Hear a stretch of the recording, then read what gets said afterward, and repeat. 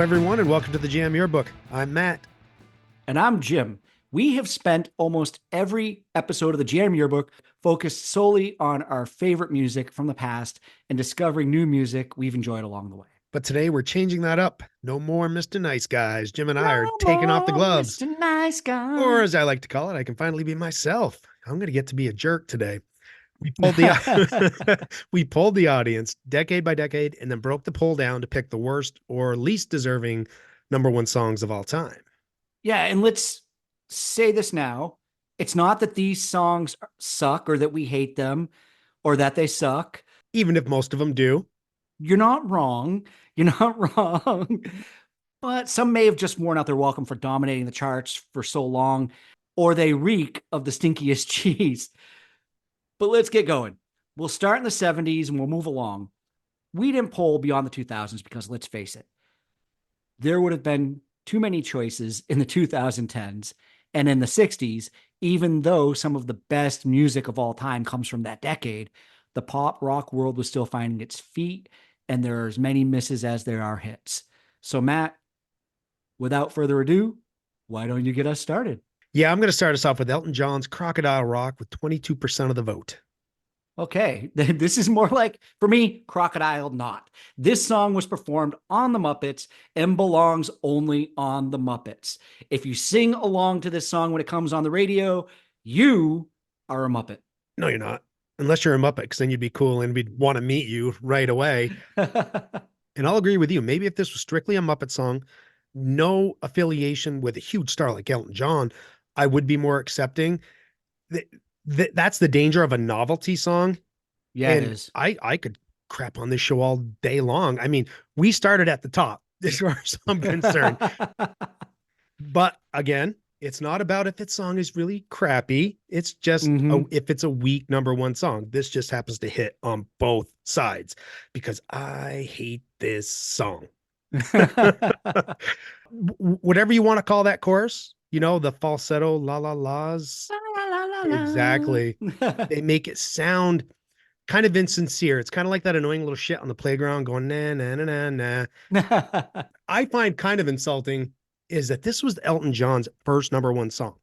This came out after Rocket Man, Your Love, Leave On, Tiny Dancer. He's got so many more songs that are more deserving.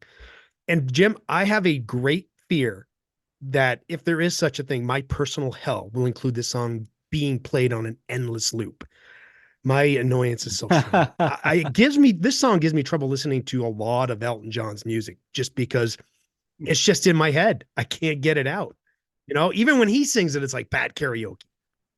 Yeah, it does. And if it makes you feel any better, over here in Scotland, if you're a Muppet, it's kind of like another polite word for an idiot. Maybe it's not polite. I don't know. But they use the term Muppet. There was a girl that I worked with when I first moved over here who had a really big smile and a round head. And I told my coworkers that she reminded me of a Muppet. And, oh, you should have seen them all drop to laughing. But that I think maybe it's that you're that kind of Muppet. Yeah, okay. This song. There we go. Well, another song that got 22%, so it shares the hate with Crocodile Rock is Rod Stewart's Do You Think I'm Sexy?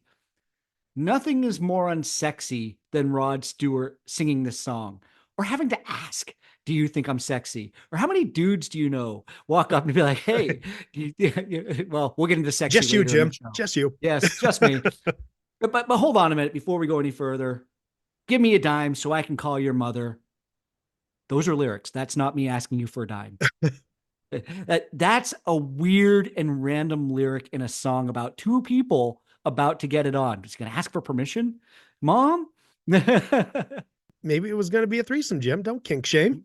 Come on. My mom says I'm sexy. Now you really made it weird. Okay. But hey, Rod went disco like so many before and after him, right? You had the Rolling Stones, Kiss, you name it. People went disco. I wonder if there was ever a time where he would make excuses for this disco song. You know, everybody was doing it, or, oh, I did it just sarcastically to say, this is so easy. I can just whip a song out. And what's really odd is how much of an outlier of a song this is from his catalog up to that point, because big time. Well, singing about sex isn't, I mean, that's sex, drugs, rock and roll. That was kind of his Hmm. bluesy rock trademark. Hmm. But disco, that is just really outside of the realm for him. Karma had its way with him, though. This was his last number one song as a solo artist. But I will say, I do like this song. Oh boy. But I understand it's probably not a number one song. Hmm. But one way or another, when this was out, there was going to be a disco song in the top spot. I mean, he was fighting off YMCA, I Will Survive, and Le Freak. Wow. You know, probably the best song out of the bunch would have been September by Earth, Wind, and Fire. Hey, Jim, I'm bringing hair metal back into this bitch, too. Oh no, no, Yeah, you know no. how I can tie Rod Stewart back to Ozzy Osbourne? Dude, they're two lead singers. How are you going to do this? They had guys that shared the band with, yeah. Well, Okay, who is it? Who is it? Carmen Apiece, the drummer, Of course it he is. played drums for Ozzy Osbourne on the Bark of the Moon tour, and he played on this record and co-wrote this song. And Young Turks. That dude's played with everybody. He has. Yeah. And it's weird how what from Vanilla Fudge on. I mean, you can tie him back to so many bands. It's so impressive, but it doesn't feel like people really talk about him because he's a drummer. Yeah, he is. But speaking of vanilla, the next song that's coming up is Sean Cassidy's Da Do Ron Ron. Oh, That's another the 22%. original Vanilla Ice. Oh, and this is classic bubblegum pop from the Mm, 1970s. We probably could have had an Osmond song on here, something mm. along those lines. And at the time, maybe there was some nostalgia for the original version by the Crystals, but somebody needs to call the Hardy Boys and investigate how this went to number one. Oh yeah. Hey, wait. We'll Oh, call Sean Cassidy. yeah. I love the intro to that show. The dark music and the camera panning down on that labyrinth with the full moon. Man, that was a cool intro to that show. But growing up, one of the older kids in the neighborhood, Jerry, she had such a crush on Mr. Cassidy. And I remember her bringing over this 45, and I lost count how many times we played it. You know, so at the time I dug it, and especially seeing Hmm. somebody else love it so much, you kind of get a soft spot in your heart. It doesn't mean it holds up on its own, you know, because it is cheese. Yeah. It really, really cheesy. This is what I would consider little kid music. The stuff you hear when you're Yes. a teenager or a kid, maybe along the lines of like even Bay City Rollers, Oh, having 100%. I it. was going to mention that too. Oh yeah, yeah. That it has that kind of bubblegum feel, Yeah. and you S like it A when T U R you're. D A Yeah, Y. let's go. I don't know. Yeah. Is that what it Night. is? Yeah. Saturday night. Saturday night. I think, yeah, this is what I think this kind of goes into a box with stuff that you can like when you're under, 15 to 17 years old and it doesn't hold up over the years. But when you're 5, it's fun. Yeah, Yeah. Maybe it's like cool. when you're 12 and you're dreaming about how edgy it's going to be a teenager. Possibly. But I'm going to say screw anyone hating on the next song. Tell everybody what it is. Yeah. We got a bone to pick with people, Jim. I can't. Oh, We probably shouldn't even put it on the poll. Maybe it was more interest on our part how everybody else would feel about Rupert Holmes's Escape, the Pina Colada song. 16% of the vote. 16%. 16. This is, in my opinion, the best cheesy song of all time. Have you ever seen the singer Rupert Holmes? Rupert, Why Oklahoma, Oklahoma. Oklahoma? Why is the cork on the fork? Jim, might I go to Yes. the bathroom? Thank you. That's such an Yeah. undervalued movie. I'm glad we got to just use the name Rupert. Thank you, Rupert Holmes, for allowing us to do that. But he does look like someone you might not want to run into in the bathroom at a truck stop. Oh, you sure you're not thinking of John Holmes? Oh no, that's it. Well, it depends on what you're looking for. Yeah, I'll take back my bone picking comment there. Yeah. And, Matt's got a big bone to pick. Anyways, let's move on from there. What is wrong with people, Jim? I just, you must have invited this when you made the poll. You had to have. Yeah, Was it a I test to don't see who know. the cool kids were? Probably, Yeah, probably. admittedly. 16% of them were not. Yeah, we got a soft spot for this song. And do you remember his song "Him"? It was on the same album. I don't know if it was the number Him, one. him, Him, him, what what you you gonna gonna. do about? Yeah, that's the one. Yeah, yeah, Um, yeah. there's not much more salvageable on that whole thing. I was really grooving on that song until it got to the solo, and I thought it was a kazoo at first because he was going at the mic, woo woo woo woo woo. I'm like, we don't need a solo. Let's just put that in there and leave it. It's like, oh, Rupert, Rupert, Rupert, Rupert. When I went back and listened to the album this week and saw the song and reminisced about it as a kid, I actually thought it maybe was a guitar solo as a kid, and I was expecting that. Same here. And then when I realized he was do do do do Yeah. do do do do do do do do do do do do. And I it mean, had that's a what I little do. overdrive on it or something that made me think it was a kazoo. There was something there. All right. Well, let's leave poor Rupert back in the 1970s and move Yeah, on to the because those are good 1980s. songs. Well, let's go to the 1980s. Oh yeah, the first one from the 1980s with 26% of the vote. So far this is our lead vote getter. Starships, We Built This City. Lyrically, this song is like somebody played a word jumble game and chose the lyrics from the results. What is Knee Deep in the Hoopla? Who is Marconi and why is he playing the Mamba? Yeah, well, Jim, Marconi is accepted as having invented the radio. I'm surprised you didn't know that. No? Okay, Yeah, I'm yeah. sorry. Yeah. Check out me being a dick. Dick. Yeah, exactly. I take more umbrage with knee deep in the hoopla. Who says hoopla anymore? I mean, I don't know. did that word never had a comeback to begin with? Mm-mm. But half the stellar songwriting team on Crocodile Rock had a hand in this. So thank you again to Bernie Taupin. And also Peter Wolf. How dare you? I mean, Jay Giles band rocks, and you come out and do this. What is wrong with you? So at the same time, I'm surprised and thankful that Starship got so many votes because I really thought 80s nostalgia was going to keep it safe. But thankfully, obviously, everybody's come back to their senses and voted for it. I'm glad that they did, because even when I hear this song today, if I don't turn the radio right away because I have no control over it, I can just see that really cheesy 80s music video Oh, it's so with them bad. dancing around. And I almost, I was just old enough to not be, but I actually think if I had been like 5 years old, 3 years old when this video came on, I probably would have been a little afraid of Grace Slick because of the way she would look so Those serious. friggin' big eyes, Yeah. too. But everything, she was just so still, except these huge eyes.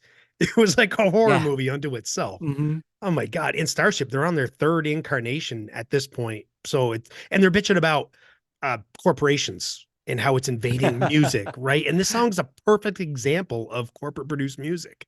Yeah, it is. Yeah, yeah. I gotta say, the 80s here, as we start to go on, I know there are a lot of sounds that you don't like in 80s Oh, music. tons. All the synth bass everywhere. Yeah. No, I'd probably being a bass player. I mean, give me a drum machine and I'll play with it for hours. I just don't want to hear it all over every song. So are you saying your duality is contradictory? Oh, always. You haven't figured that out yet, Jim? Come on. I know. I want to pretend that it's all about exceptions to the rules, and it is, but sometimes it's just in the heat of the moment. Ah, It's like mhm. Kenny Loggins, Danger Zone. That bass sound on that down to down. That's awful. Just put a regular sound and bass on that. It'd be awesome. All right, All you're right. just trying to get me to spiral on 80s music when I Well, I'm feel not. like Let's I've not. just No, recovered and come around to it. let's pull you back, Matt. This because we got more of the show to go, and as much as we've been waiting to unleash you a little bit on this episode, at the same time, everybody didn't like these songs. They voted for these songs as the worst. So they all are in agreement with you. Good, You're not good, good, convincing good. anybody of anything new, especially this next one. This next one might be the worst song on the entire list. This was the Escape Club. Nobody remembers who they are. And the song was Wild Wild West. This has nothing to do with the Will Smith movie. This came out 15 years before that, or 10 years at least. 18% of the vote. I don't even know what to say about this song. Wild Wild West by the Escape Club is so dumb. There's dumb, and then you have this actually. I looked up the lyrics, and through the whole thing, I couldn't find any story other than they're heading for the 90s. And I Living in just the thought, wild, well, wild west. yeah, thankfully they did not survive the 80s. Oh, this song is awful. It does get under my skin. It's 80s cheese, and in the 80s, if it wasn't metal, it was crap to me. So it's going to get double hate. And the vocals kind of always reminded me of Pump It Up by Elvis Costello. But I know Subterranean Homesick Blues can get tied into that. Elvis was ripping him off, blah, blah, blah. If you're stealing music, especially in the 80s, you're third in line at the very Yeah, least. yeah, yeah, yep. And this song beat out Kokomo. This song kicked Kokomo out of the top spot, right? Wow. Uh, so screw you on a couple sides.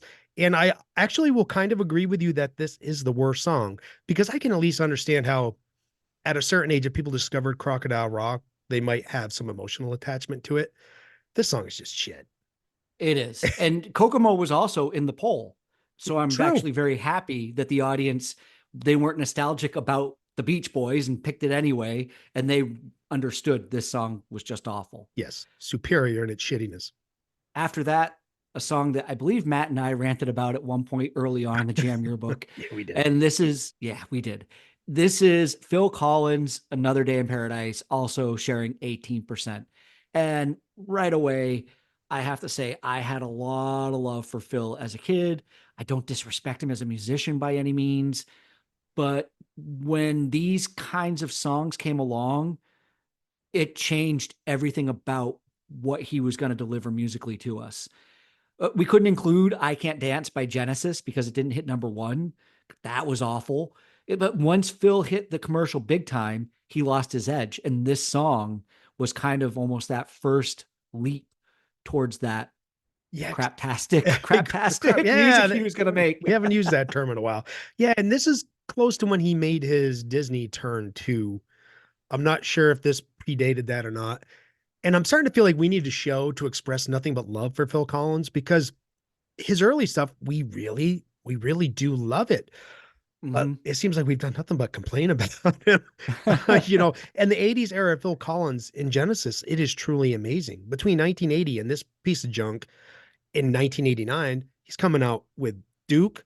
Between him and his solo stuff in Genesis, Duke, Abacab, Face Value, Hello, I Must Be Going, Three Sides Live, Genesis, No Jacket Required. And there's some okay stuff on Invisible Touch. That's a lot of damn albums. That's a lot of music, and they have a lot of great songs on them. But I think this could be a case where he has written so much good music, you know, and the well had run dry because he wrote so much in such a short period of time. And music moves on, people move on, and maybe everybody was just getting a little tired of it. Yeah, it didn't take long for me to get tired of this song. No, not at all. I believe it was number one the second semester of my senior year of high school. And this was not a song you liked coming on MTV in the morning or the radio when you were on your way into school because it did not pump you up. It No, just, yeah, it did not have any energy to it. no, it's But a too song, slick. it is too slick. But a song that had a lot of great energy, in my opinion, was Milli Vanilli's ba ba ba ba ba ba ba baby. Don't forget my number. Oh, I sang wow. that better than they could anyway, even if that was bad. Better than the original singers or better than Rob or Yeah, Fab? Robert Fab probably. They got the 12% of the vote on this. For me, this is a good song performed by a good band. That just isn't the guys who we saw doing it. But how do they win a Grammy and have to give it back? Shouldn't they have given the Grammy to the people who actually recorded the song? Like, stay away from the producers. Don't give it to the people in the industry who actually were robbing everybody. Give it to the guys who actually made the music in the studio, who sang the song, who made, I don't know, maybe the producers wrote it and that's why they couldn't. How can Rob and Fab be pariahs of music when people are earning money today lip syncing on TikTok? They were the Doesn't make scape. any sense. No, they were the scapegoats because this is, but by definition, corporate rock, right? We're just putting together all the pieces. We get, probably 30 people making this song, but we Mm-hmm. need the face, right? We Mm-hmm. need the face to be able to sell it. So they're being unjustly punished for being the faces of it when it's the people who perpetrated this whole thing, planned it out, whatever. Those are the ones that need to be blackballed, not these guys. And don't get me wrong, I'm glad this song is here. Similar to Starship, I'm a little surprised it made the cut because I thought there was going to be that nostalgia. But there is zero reacceptance of this song. It feels like. I mean, I never accepted it. I think what was the other song they had on this? Blame It on the Rain. That's That's a a good that's a much song. better song. That is a good song. Yeah. Much, Uh-huh. much better. But regardless of the controversy, people really dug this song a ton. And I'm a The little song surprised it's never really had a resurgence. the song you probably didn't care for, you're thinking of is Girl You Know It's True, No, which I was no, I similar to, I do like that song. Okay. Yeah. This song I don't like because I gave it a fresh listen, Yeah. and Those other two songs are it just better. feels lifeless to me. It does. It does.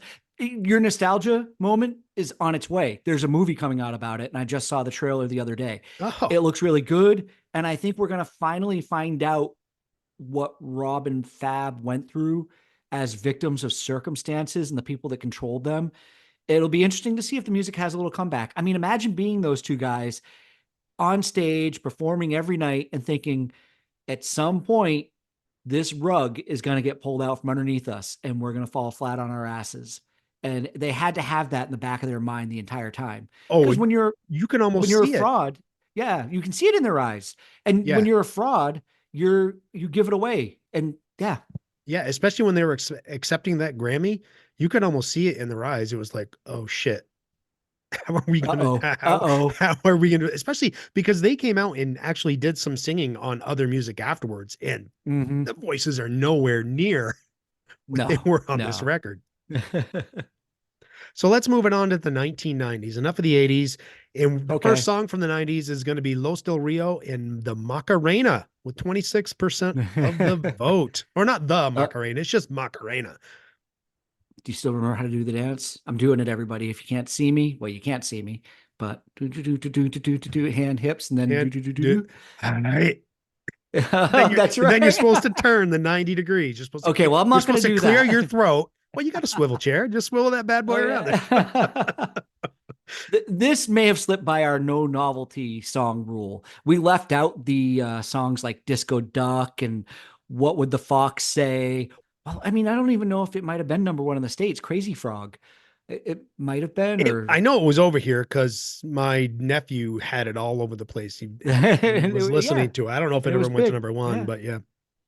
Unless you're doing this dance with your school age kids, you kind of look like a silly fool listening to this. I don't think this is recreational music. No, Do people still do this at sport events? Do you know? Does the Macarena still take place anywhere? you I don't know, think I see it I anymore. don't think I've seen it Yeah. anywhere. I'm sure it probably still pops up at weddings from time to time. Yeah, it probably does. Full Yep. disclosure, I have looked just as dumb as everybody else Oh, doing hell this yeah. dance. Hell yeah. Yeah. I mean, I probably told the story before. Tim and I went on a cruise, and this song and dance were all over the cruise ship. Never heard it before. And we had fun. And then by the end of the week, we were kind of happy to be away from it until we come back home. And then all of a sudden, a couple weeks later, it's all over the place up here. Like, so this is novelty BS, but it is kind of endearing when you watch the video when it's two dudes roughly our age now. Yeah, that's true. Let's you and I go out there and do that now. We'd have to invent something. They didn't even have to do the dance Oh no, in they the had a ton video. of dancers doing it for them. Yeah, yeah. You know, and I will admit to having done a deep dive on these guys because it was curious. It's like they're they're in their 40s or 50s at the time of this song. They didn't come. Is this a Milli Vanilli thing where they just wanted to face? But no, these guys have been putting stuff out since '67. But this is a remix. I think it's the Bayside. Hold on, I got it written down here. Somebody, the Bayside Boys. So we can give them all the hate and leave Los Del Rio alone because yeah, see, Bayside Boys, isn't that name even a Yeah, little douchey? yeah, that is. And they remixed Macarena into this version that we all know, big, bombastic, but the original isn't that great. If I'm being honest, they take away the big beat and that's what you got. But I did find some of their older music kind of endearing. But Jim, guess what? What? This song, how long do you think this song was at number one? The How, Macarena? yeah. How long do you think that this song had the nation enthralled, being that I this don't is the know, Billboard Hot 100? a, a week or two? 14 weeks. No. 14 weeks. Let that sink in. 14 weeks. That's a damn long time. Everybody around the world was doing the Macarena when this was out. Oh, It was yes. so big. We saw celebrities, politicians, sports stars, everybody was doing it. So I Yeah. guess that doesn't really surprise It me. was an international sensation. Well, they were in an international group. So, And here I thought it's the next song that actually was the one that killed me for getting played too much. it did. Yeah. With 18% of the vote is Brian Adams and everything I do it for you, Jim. Yeah, maybe this was just my circle. I don't know. Or the radio stations I was listening to, or obviously MTV every 15 minutes. It's a prime example of overkill for me. I did a little research to get some stats. We talked about this in the 1991 episode. It spent 7 weeks, so only half the time of the Macarena, but for some reason it felt like 7 years to me Yeah, it did. at number one. But it spent 16 weeks at the top of the charts over here as the UK number one. When I first put the poll up, I remember the very first vote we got was a guy I know from over here who was like, that song. No, That's I the hate one. that song. Yeah. We describe songs as inescapable, and there might not be a better example for our generation in this time when we were listening to music so actively. After spending all those weeks on the charts of the music video being played every 15 minutes on MTV or VH1, I think the world was pissed off enough to make grunge and Nirvana the next big thing because this was over the July and August and kind of early September period or September, Oh of yeah. 1991. And then Nevermind came out and the world changed. Yes, it did, thankfully. Oh my God. And a lot of this ties back to being from that, I think it was the Robin Hood movie, maybe, which Yes. was just as awful as this song. And Brian Yes, it Adams, was. you know, Reckless was a huge album. And for me, he Mhm. reached saturation point, and I was riding the Hair Metal Express. So I could escape mostly everything, but this song was everywhere. You couldn't get away from it. And Have You Ever Really Loved a Woman? I mean, I would argue that's a worse number Are one you song. asking me? Are No. you asking Yeah, I me? am, Jim. Okay. Inquiring minds want to know. But worse still, All for Love with Rod and Sting. I mean, all ballads, all from movies. I mean, They're terrible. Brian Adams, he had some success, but he knew how to get some shit out there. Well, yeah, but there was a certain name that was attached to this song that made it successful. I found this week looking into this research, Mutt Lang. We have teased doing a producer's episode, and I'm really intrigued by how few people are behind some of the biggest songs. Mutt Lang is one of these guys. He is. And oh my God, Mutt Lang, he might be one of those love hate guys because he's produced a lot of albums, that I love. I think a lot of the producers we're going to look into will be love hate Yeah, guys. they will. I mean, he was involved with Def Leppard and AC/DC, The Cars, Foreigner. I mean, fuck, man, he produced Back in Black. Come on, man. Uh But then huh. hey, got to make money, and he can make money because he knows how to make a damn good sounding record. Song may be shit, but but it might Well, sound good. he also made Shania Twain a worldwide Yes, he superstar. did. And one of my favorite songs of all time, Huey Lewis, "Do You Believe in Love?" He wrote that song. That's all him. That's all him. That's amazing. Yeah. All right. Well, let's go to a song I know we can both shit on a little bit. And Oh, that's, oh, I'm surprised if you're going to shit on this one. well, Vanilla Ice, Ice, Ice Baby. Rob Van Winkle, AKA Vanilla Ice. This had 18% of the vote. And he caught a lot of flack after this song. First, for trying to defend the use of Under Pressure by Queen and David Bowie by saying his version was one slight note off. And if you ever went back, have you ever seen this interview with him?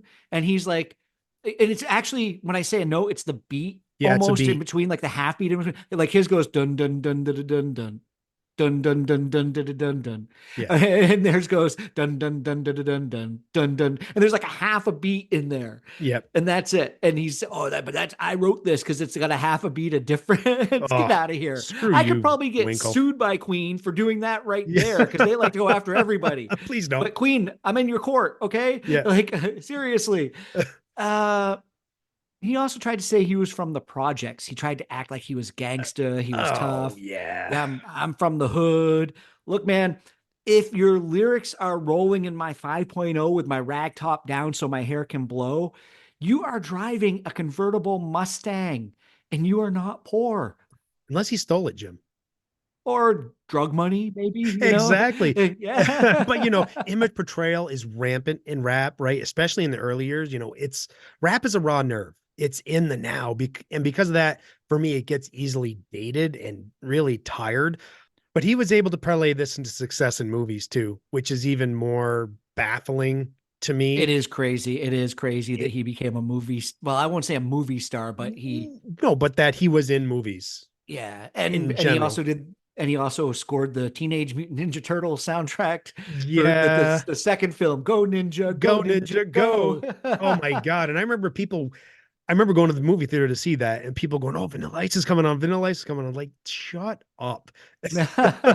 And I have to wonder if I'm really surprised this one got votes because I guarantee you, if this song comes on the radio, people are going to be like, stop, collaborate, and listen. Ice is back with a whole new one, right?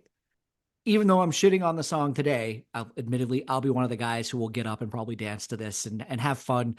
And before I left Vermont, when I was playing Mitch and we were going out playing all those acoustic covers, we played DJ's Got Us Falling in Love Again by Usher.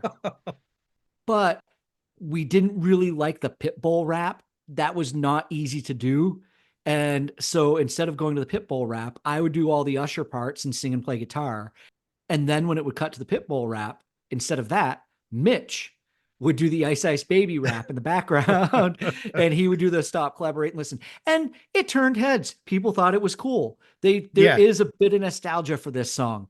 I think that you talk about image. I think that image that he put up and tried to present himself with back in that time didn't service him well over the years. No, isn't that some god awful, really colorful Cosby sweater that he was wearing on the cover Yeah. with that Uh-huh. friggin' blonde wave hairdo or something that he had? Oh yeah. There's a hairstyle I never tried to Yeah, I don't. impersonate. Something tells me there was enough product in that hair. It wasn't blowing in the wind when you're cruising in your Not at all. 5.0. But do you want to know something, Matt? I do, Jim. Tell me. I'm too sexy for this podcast. Too sexy.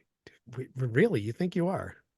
Wow. Well, if you want my body and you think I'm sexy, I Oh, said we come back to sexy. yeah, you I did. did say that earlier. Yeah, right said Yeah, Fred. I'm too sexy. 12% of the vote. Wow. 12%. I'm sorry. I didn't need to say that. I apologize. Yeah. But really, this one again breaks the no novelty song rule as far as I'm concerned too. I mean, novelties can turn me off pretty quick. You know, during the metal show, I keep bringing it up until I get a part two, I guess. Maybe it was more of our conversation before we recorded. We went back and forth on what makes music fun.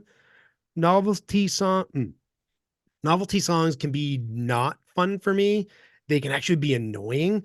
I feel like the music isn't being taken seriously. It can rub me the wrong way. It because you can be fun and still taking it seriously. You know, it's one thing to be a parody like Weird Al.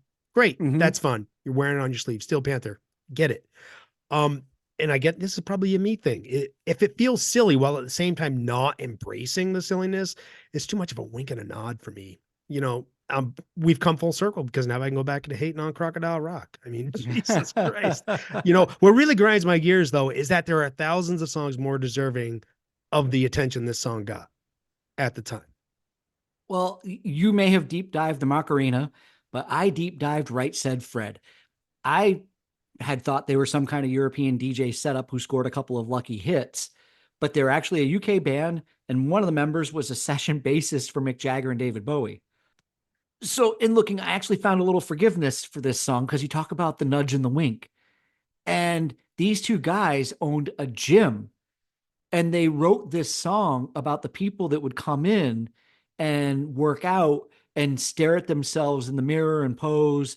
And I guess they, I'm too sexy look. And they went and wrote this song about these people just to take the mick out of them.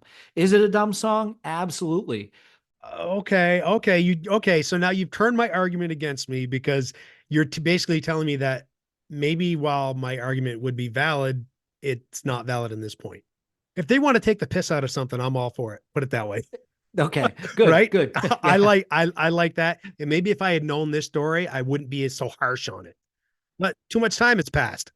Well, I don't think you're going to hear this song within the next 20 years at this point, but if it ever pops on, hey, just remember, look around the room and see who's taking selfies of themselves and putting up duck lips and everything. You're And right. and You're then right. hear that song in your head. You're And it would right. still work today for those people. Yeah, I'm too or, sexy. or I'm those too sexy. Yeah, you're right. or those girls who in every single picture have to do that side pose over the shoulder Oh look. yeah. Yeah. Like every single, like they Yeah. can be in a group of 20 friends. Yeah. And there's that one girl who's got the Yeah. Instagram influencer side pose. Yeah. They learned how to, like, instead of, hey, smile, you're having a good time with your friends. Yeah. Right Said Fred is singing about you. Okay, you've won me over. And I'm sure most of them are giving a peace sign too.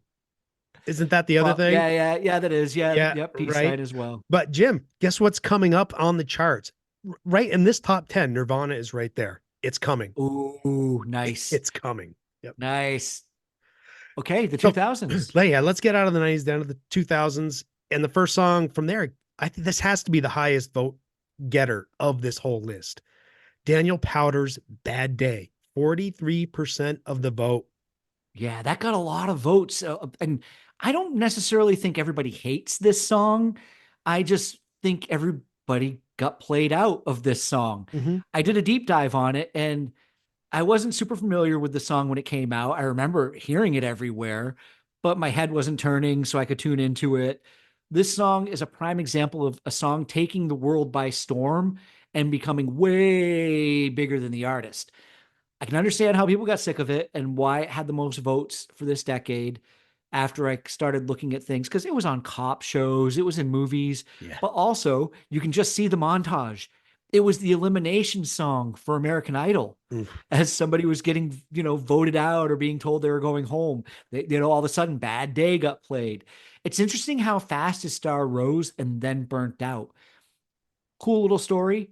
He just appeared this year on Canada's Got Talent. As a contestant? This is exactly why I say the song got bigger than him because he's Canadian. He went out and posed as an aspiring songwriter. The judges had no clue who he was until he started singing the song. He had the biggest song in the world at one time, but somehow maintained anonymity. So was he just on as a joke? Did somebody put this on, or was he truly trying to be a contestant? It seems like he wouldn't be if he came out to sing this song. He wasn't trying to be a contestant. It was kind of a trick guest star thing Yeah, okay. on the That's what I was audience. wondering. But the reason why he did it was because, as big as this song was, and as big as he was for that short moment, as a Canadian, he never performed the song in Canada. He What? never played that song in Canada until this year. That's odd to think about because that song was, well, it seemed like it was everywhere because you had a bad day, blah, blah, blah. It just seemed to fit like a bad, poignant movie Yeah. moment, TV show moment, so. It makes me think that he never broke out of like circuit touring and never hit the stadiums and things like that. He wasn't big enough for that. Well, So he was yeah, probably because the name kind. another song, Yeah, can't. Yeah. right? Mm-hmm. But Jim, guess what? This one is, I'm going to actually correct myself again. This might be the worst song in today's show. The Black Eyed Peas and Boom Boom Pow. Only Oh only yeah. 15% of the vote. It should have been was so much higher. Matt gives it 100% of his vote. Yeah. And Crocodile Rock both can have 100%. Yep. There was a time that the Black Eyed Peas were everywhere, not so much anymore. I don't know if they were intentionally trying to create the dumbest songs of all time, but if they did, they were very successful at it. They hit number one with this, and I would put My Humps right up there alongside it. Oh yeah. Fergalicious is bad. All of it's bad, Jim. Bad, bad, bad. I boom boom pout in my pants, Jim. It's just Oh. so bad. Club music can just um cover, tender ears here, but club music can just fuck off and get off the charts. That's really, I have a problem with club music. It's fine in the moment, but I don't need to hear it on the radio, blah, blah, blah. And will.i.am is intentionally trying for something, but I don't know what it is. If he's trying to be weird, he's missing the mark because it's not weird. It's just like he's trying to be noticed. Yeah, this week on The Voice over here, and I didn't watch it, but I read about it today. His vocal guest coach to come help him with his team was AI. Not a person, not a real star. That makes complete sense. Yeah, for him. Yeah. Complete fake all the way. You talk about boom boom pound in your pants. What if that's like dry hump ejaculation? I boom boom pound.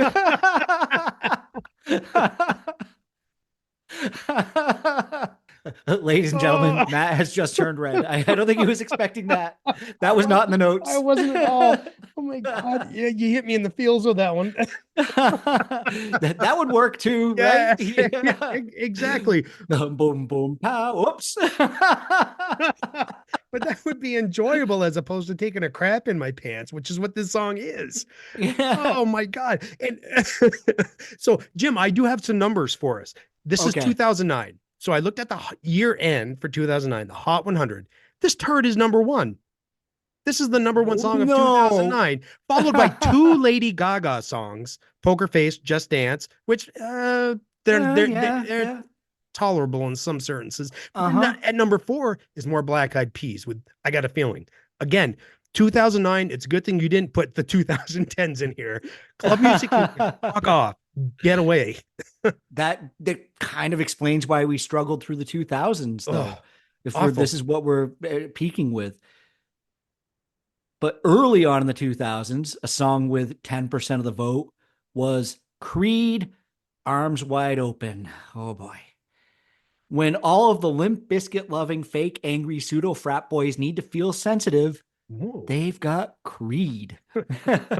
Creed was the worst end result of grunge music. You had heavy guitars, strong baritone vocals, and the douchiest of songs. They sounded like Pearl Jam and Yanni had a baby, So it's and like they new decided, grunge.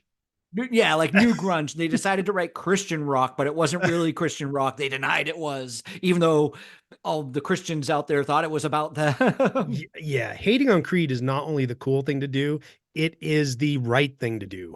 Yes, it is. And I'll throw out an honorable mention to Higher.